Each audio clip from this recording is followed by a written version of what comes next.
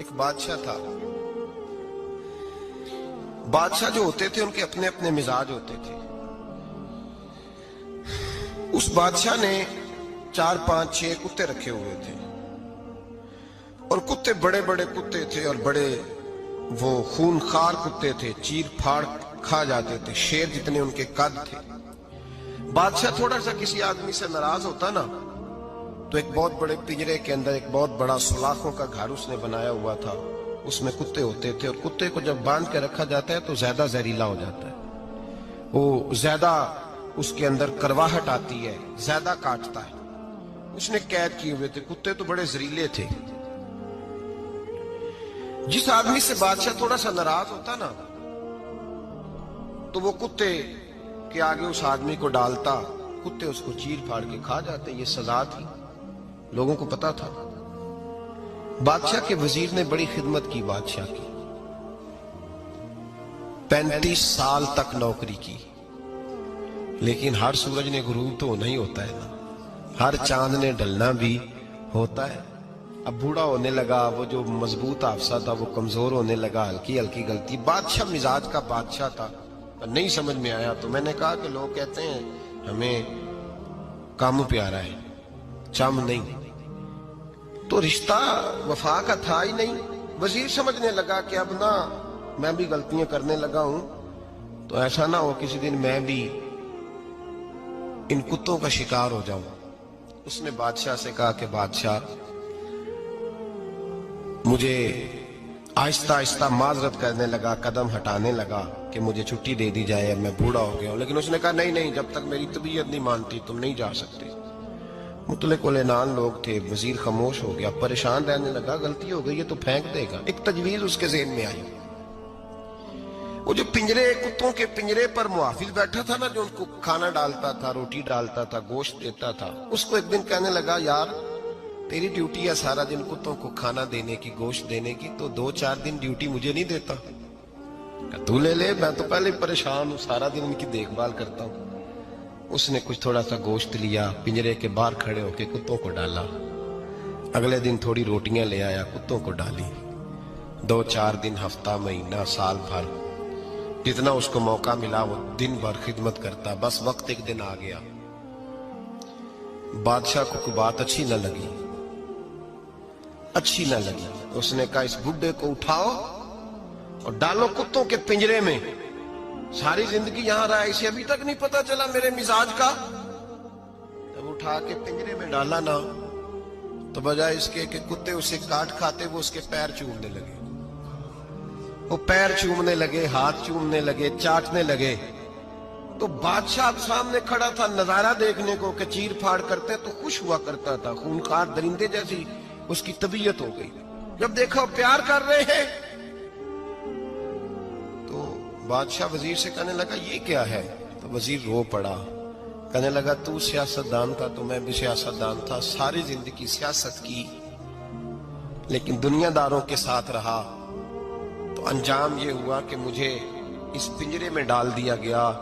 دیکھ تو بہت بڑا سیانہ تھا اور میں بھی سمجھدار تھا, وزیر رہا, لیکن ہمارا روح کا رشتہ نہ بن سکا. ارے ہم سے تو یہ کتے ہی اچھے نکلے. تیری 40 35 سال خدمت کی تو نے کتوں کے آگے ڈال دیا. انہیں تو چند مہینے روٹی ڈالی ہے, میرے وفادار ہو گئے. چند مہینے روٹی, جنہ تنا وچ عشق نہ رچیا کتے نہ تھی چنگے. جنہ تنا وچ عشق نہ رچیا کتے نہ تھی چنگے. مالک دے کر راکھی کر دے ساور بھوکے ننگے. اور بابا بلے شاہ صاحب فرماتے ہیں تو راتی جاگے تے شیخ صدا میں, راتی جاگ دے کتے تے تیتھوں اتے مالک دا در مول نہ چھڑ دے. پاویں مارو 100 جتے تے تیتھوں اتے رکھا سکھا کھا. دنے جار رکھاں وچ ستے تیتھوں اتے ایک برکی دا قدر پچھانن. پاویں مالک ہوں من ستے, ایک برکی دا اوپر کھڑے ہو کے کام نہیں کرانا پڑتا کہ میں کھڑا رہوں گا تو کام صحیح ہوگا, جاؤں گا تو نہ. ایک برکی دا قدر پچھانن پاویں مالک ہو من ستے. پھر اپنے آپ کو مخاطب کیا, کہنے لگے اٹھ بلیا چل یار منا لے نہیں تے بازی لے گئے. मुल्ला रूमी कहते हैं कि चिड़िया और चिड़ा मुज़क्कर मुअन्नस दोनों इकट्ठे बैठे थे। तो एक बंदा आ गया सूफी, मेरी तरह पगड़ी शकड़ी बांधी हुई, जुब्बे कुब्बे में लगा हुआ। ये जितने फितने आज आपको नजर आ रहे हैं ना, ये जुब्बों के पीछे निकलते हैं सारे। आवाम बेचारी को तो पता ही नहीं था कि यहाँ भी उलझना है। इन्होंने पकड़ के चक्कर चला दिए, कभी कोई कहानी सुनाते हैं तो कभी कोई कहानी सुनाते हैं, कभी नहीं। और मैं शिकवा करने लगा हूँ, मुझे कर लेने दो। क्या तुमने कभी मईशत पर भी तकरीर की है? हुजूर ने मईशत नहीं दी? क्या तुमने कभी कौम को मुआशरत भी सिखाई है? ये भी तुमने बताया है कि जीना मरना कैसे है? वहाँ उलझाते हो जहाँ नौजवान कहते हैं कि यार तय कुछ नहीं हुआ आपके दरमियान अभी तक। जो कहानी सुना रहा था वो भी बड़े जज्बात में था, रो रहा था। जो रद्द कर रहा था वो भी जज्बात में था, रो रहा था। तो हम किधर जाएं? आपने कौम को किस दोराहे पे खड़ा कर दिया? शिकवा करने लगा हूँ। वो चिड़ा और चिड़ी दोनों बैठे थे। एक बंदा सूफी साफी आ गया, बड़ा जनाब, जुब्बा कुब्बा, बड़ी बात। तो चिड़िया चिड़े से कहने लगी उड़ जाएं, ये शिकारी ना हो। तो चिड़ा कहने लगा नहीं, शिकारियों का लिबास और होता है, ये तो दरवेशों का लिबास है, रहने दो, बैठे रहते हैं। उसने बड़ा समझाया चिड़िया ने, पर चिड़िया की बात मानता भी कोई नहीं ना। कभी कभी मान जाए करे फायदा होता है। अब चिड़िया की माने कौन? चिड़िया को तो लोग छोटा जानते हैं। तो वो चिड़ा बैठा रहा, पर वो बंदा आया। आए हाय, आप यकीन करें, लोग मेरे पास आते हैं तो वली समझ के आते हैं। वो जो मेरे पास वली समझ के, दरवेश समझ के आया, उसे सवाब मिल गया। लेकिन अगर मैंने धोखा किया तो क़यामत में मेरी सज़ा बढ़ जाएगी। मुझसे मेरा रब पूछ लेगा वो तो ठीक था, वो तो तेरी पगड़ी दाढ़ी देख के आया था, तू अपनी बात बता, तेरे अंदर क्या था? तो वो करीब आया ना वो सूफी दरवेश, इल्ला माशाअल्लाह, उसने ना गुलेल पीछे छुपाई हुई थी।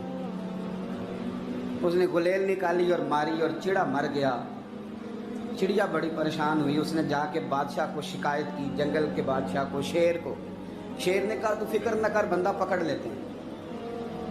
बंदा पकड़ लिया, गिरफ्तार कर लिया, सामने आ गया। तो चिड़िया कहने लगी, शेर कहने लगा चिड़िया से कि अब ना पकड़ तो हमने लिया है, सज़ा हमने नहीं देनी। अगर ये बात आपकी समझ में आ गई ना, मसला सिर्फ लीडरों का नहीं, कारकुन भी बड़े खतरनाक हैं। नाराज़ हो गए हो? मसला मुरीदों का नहीं, ये पीरों का नहीं, सिर्फ ये मुरीद भी नहीं कहीं हिलने देते। ये भी नई से नई कहानी रोज बना के लाते हैं और आके सुनाते हैं। सुनो, वो चिड़िया से कहने लगे, बादशाह सलामत, शेर साहब कहने लगे कि सजा तेरी मर्जी की देनी है, तू बता क्या सजा दे। तो चिड़िया रो पड़ी, कहने लगी बादशाह इसे सजा कोई नहीं देनी, एक बस हुक्म देना है। उसे कहा वो क्या? तो वो कहने लगी इसे हुक्म करें, अगर इसने शिकार करना है तो लिबास भी शिकारियों वाला पहने। इसने लिबास सूफियों वाला पहनना है और अंदर से शिकारी है।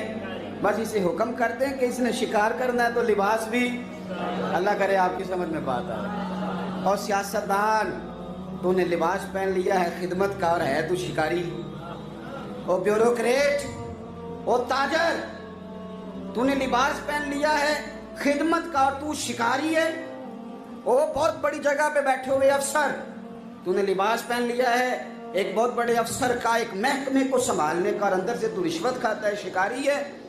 और दरवेश साहब, मौलवी साहब और बड़े काम में लूटने के लिए दरवेश बन के तो ना लूट। आपकी तबीयत के अंदर दौलत से बेजारी, हजरत अबू दरदा, हजरत अबू मूसा अशरी, हजरत अबू हुरैरा रदी अल्लाह तआला अन्हु, ये समझ ले उनके क्लास फेलो थे, उनके साथ पढ़ा था इन्होंने। हजरत अबू ज़र गिफारी इन पर भी जलाल करते। आप यकीन करें कि तबीयत ना ऐसे कैफ में आ गई इनको पढ़ के।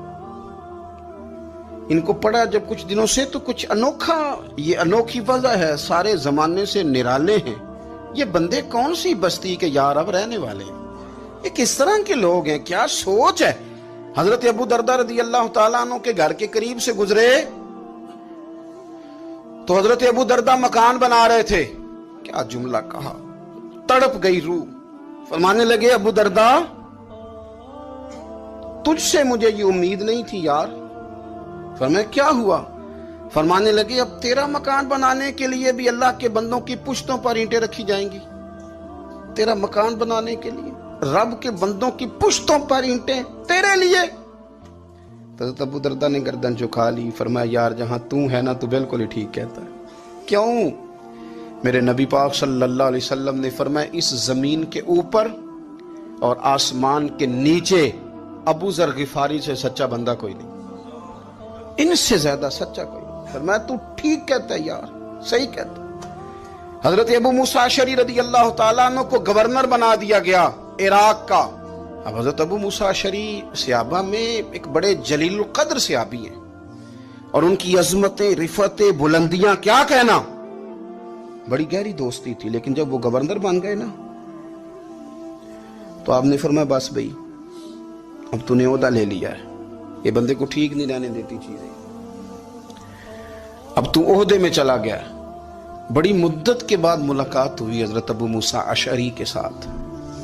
وہ دوڑ کے آئے حضرت ابو ذر غفاری کے گلے ملنے, میرا بھائی میرا بھائی. فرمایا پیچھے ہٹ جا, میں نہیں تیرا بھائی, تو گورنر ہے, میں غریب آدمی ہوں, اپنا کام کر. پھر دوڑ کے آئے. فرمایا ابو ذر تو میرا بھائی ہے یار, اکٹھے پڑھتے تھے حضور. فرمایا نہیں, جا تو نہیں میرا. پھر آئے.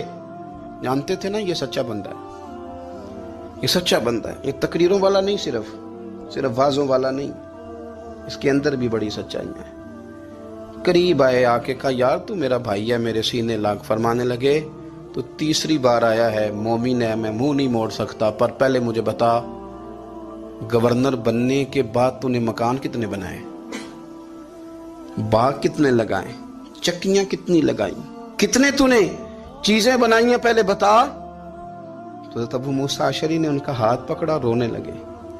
کہنے لگے جس محبوب سے تو نے تربیت لی ہے میں بھی انہی کا نوکر ہوں, جن کپڑوں میں میں عراق گیا تھا میرے آج بھی وہی ہیں. یار کیا بات کرتا ہے تو, میرے وہی ہیں. مجھے بتا اگر یہ عہدے خدمت کے ہم نہیں لیں گے تو پھر کیا ظالموں کو دیں گے, غیروں کو دیں گے؟ نہ کر, کچھ نہیں بنایا.